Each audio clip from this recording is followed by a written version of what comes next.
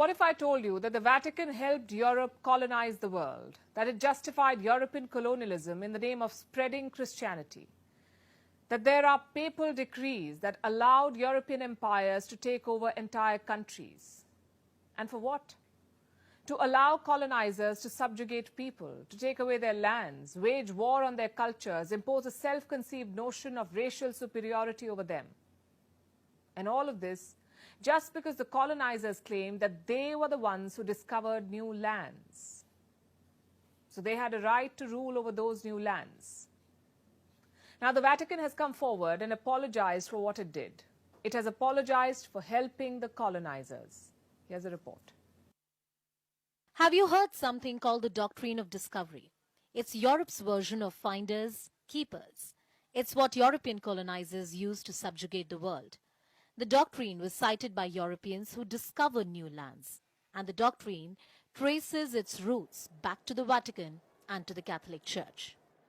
Now the Church has apologized for helping colonizers in their conquests. On Thursday, the Vatican issued an unprecedented statement. It officially apologized for its historical role in justifying colonialism by European powers. The Vatican said, "The Roman Catholic Church repudiates those concepts that fail to recognize the inherent human rights of indigenous peoples, including what has become known as the legal and political doctrine of discovery." It also declared that the doctrine is not part of the Christian's faith, but the Vatican is centuries late. The doctrine of discovery is a concept laid out in the so-called papal bulls. What are these? These are usually official statements from the head of the Catholic Church. That would be the Pope. So no less than the popes were involved in justifying European colonialism. Their decrees were used extensively in the conquest of Australia, Canada, New Zealand, Africa, and the United States. The colonizers claimed that they had the approval of the Church to have sovereignty, property, and commercial rights in lands they discovered.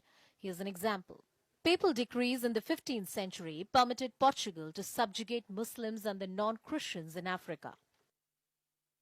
That's not even the ugliest part of these decrees. The Vatican was quite explicit when it came to who Europe could colonize. It could only be non-Christians.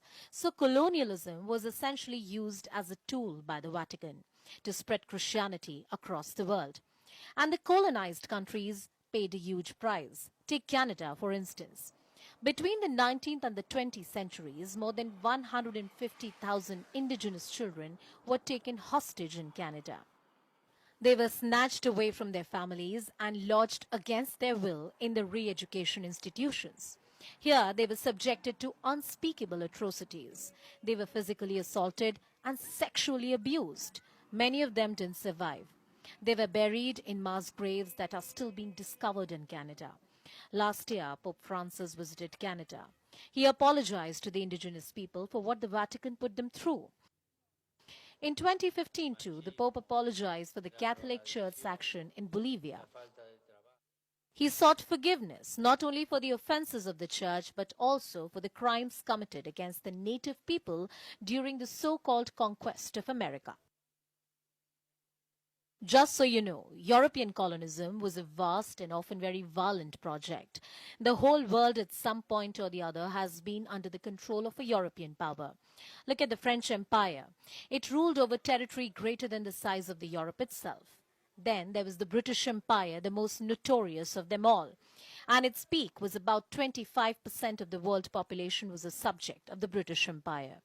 Apologies are welcome and long overdue. But preparations will be the closest they'll come to making amends.